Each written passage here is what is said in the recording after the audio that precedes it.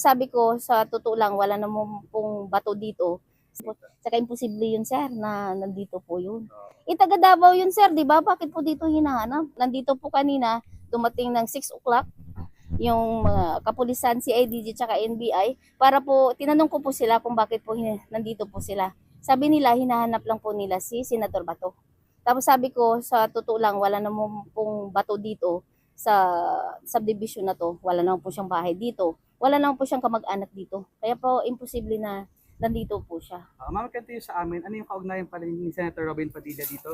Siya pala, may tito pa siya nakatira dito. Ano pa information natin doon? Senator Robin May tito Padilla. po siya dito. Pero hindi na po siya nakatira dito, sir. Nasa Manila na po siya nakastay. Pero dati po, taga dito po siya. Yung tito. Opo. Tinawag po ako para samahan po sila mag-search sa loob, sir. Doon dyan po, hanggang doon po sa likod, nag-search po sila.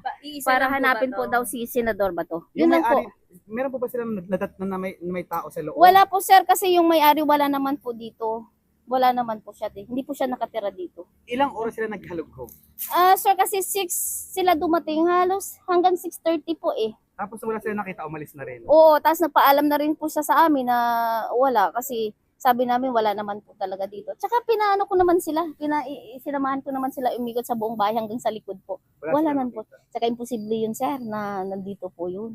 Taga Davao yun, sir, di ba? Bakit po dito hinahanap?